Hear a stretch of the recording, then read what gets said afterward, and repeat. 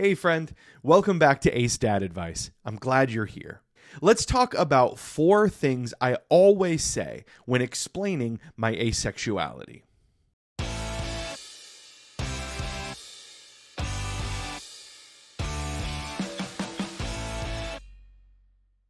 So obviously, because of what I do, I spend a lot of time talking about asexuality.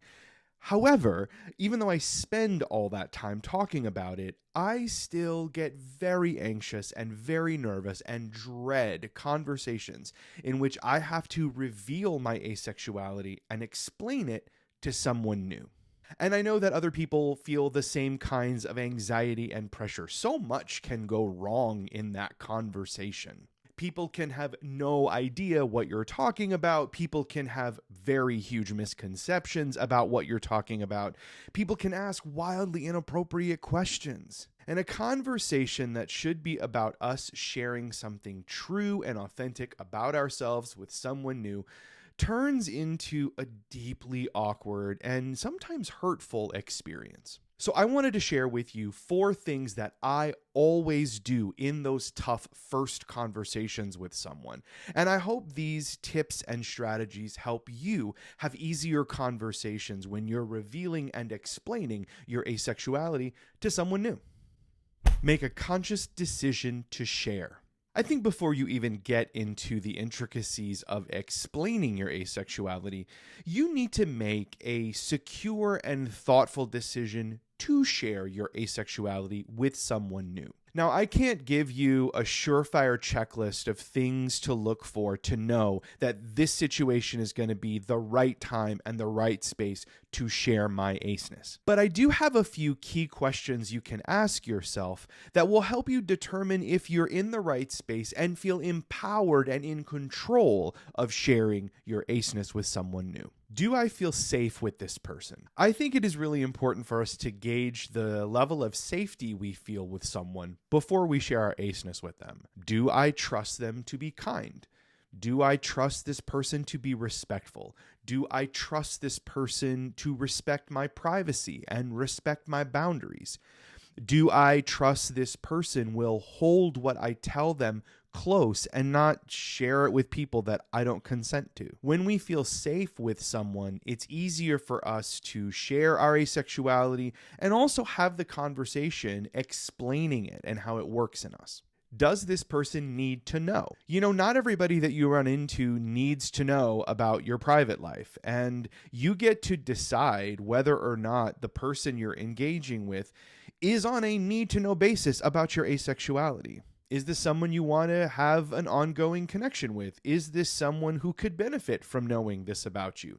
Is this someone that you will benefit from them knowing? Decide for yourself if it's valuable to you for them to know this before you share it. Do I want to invest in the connection I have with this person? I think this one is important. Sharing our asexuality is not just sharing information about ourselves. It's being vulnerable with them and sharing something that is a vulnerability in us. A lot of times our asexuality is going to be dismissed, diminished, and ignored or rendered invisible by the people around us. So the choice to bring it forward and make it present with someone is risky. It's taking a chance. It's being vulnerable. And that requires a lot of emotional energy from us and emotional commitment. When we decide that someone else is worth that commitment and we want to continue building that commitment to them, then it is okay for us to share our asexuality. But if this is a relationship in which you do not have a desire for any, if this person's just going to walk out the door and you'll never see them again, you may not need to share your aceness with them. It's easier to have the conversation explaining your aceness with someone who you intend on investing more time, more emotional resources, and more energy with moving forward. Does not telling them hinder me from developing a closer connection with this person? I think this one's really important. We can sometimes lean on not sharing our aceness because that is easier and more self-protective. But sometimes that choice can prevent us from developing deeper connections with people that we would like to have. When we ask ourselves, does this hinder me? Does keeping it to myself hinder me from furthering this connection with someone? We are weighing the protection of privacy with the possibility of furthering and deepening connection. If you feel like you want to further and deepen connection, then sharing might be the right way to go. These are just questions to get you started on that journey and to think through this question of should I share or shouldn't I share more deeply and more thoughtfully. They're not absolutes. They're not surefire. You always have to decide in the moment whether it feels right for you. And don't share unless it really feels right for you. Define it. So once I've decided that I am all in on sharing my asexuality with someone, the first thing I do is define it. The sad reality is it's very likely that the person I'm sharing my asexuality with is unfamiliar with what asexuality is. And if they're unfamiliar with it, that means they probably hold misconceptions about it. And those misconceptions can cause a lot of problems in our connection if I don't address them or contextualize those misconceptions for them. So we start with a definition. If the way I understand asexuality is the way they understand asexuality, we have a much better shot at having a good conversation, a successful conversation about it. So here's how I commonly define asexuality in these conversations. Asexuality is a sexual orientation that includes folks who do not or rarely experience sexual attraction. That can include a lot of different experiences and be expressed in a lot of different ways, but the unifying aspect is having an experience of sexual attraction that goes against the cultural norms and expectations we have around sex and sexual attraction. So 3 important components here to focus in on. First, the definition. Use the textbook definition that everybody uses. It's going to be the one they'll encounter if they search asexuality online, so use it in these conversations. 2, talk about how it shows up. Talk about it not being a monolithic experience. Explain. There won't be one experience. There are a lot of different experiences, and it will show up and express itself in many different ways. And finally, contextualize. The unifying thing that makes asexuality is that we're having a non-normative experience. We're having an experience that goes against cultural norms and expectations. Sharing that helps other people who are new to asexuality frame it in a clearer way instead of the kind of like unifying, oh, ace just means no sex that most people hold. What is ultimately important here is that you use a definition and an explanation of asexuality that feels good for you and that you can replicate and you can explain and you can get behind anytime you have this conversation. This is the one that works best for me. If that works for you, absolutely use it or twist it and change it and turn it into whatever works best for you. But you need to be comfortable saying this definition confidently, and you need to be comfortable explaining this definition confidently. So make it your own. Explain what it means to me. Once I've defined asexuality, I have opened up the door for asexuality to mean kind of anything in relation to me. So once I've defined it and I feel like the person I'm talking to understands what I'm talking about, I will then share what asexuality looks like and means to me. I'll talk about how I experience sexual attraction. In my case, I will explain that I use the term asexual, which means I do not experience sexual attraction in kind of any context. If I'm feeling vulnerable and safe with someone, I may also include my relationship to sex.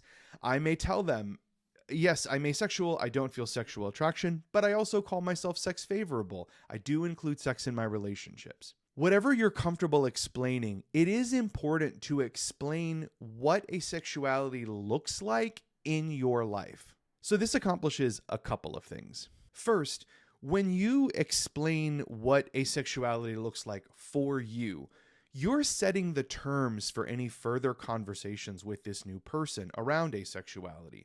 Terms that are going to be specific to you and terms that are going to really speak to you. That's important. You're making it even harder for misconceptions and misunderstandings to enter the picture. But another benefit of explaining what asexuality means to you is that you are humanizing and personalizing asexuality for someone who maybe has never encountered it before. Asexuality stops being this big, broad concept, this idea that some people are or some people experience. And asexuality is now something tangible, real, and in a person in front of them. It's a lived experience of someone they know, and that is transformative in some cases. Sharing what asexuality means for you is an opportunity to really make a connection and garner empathy from a person who maybe has never thought about asexuality before. Not only are you helping yourself be seen and heard and understood, but you're also helping to teach someone something that they did not know. Set boundaries around what I'll talk about.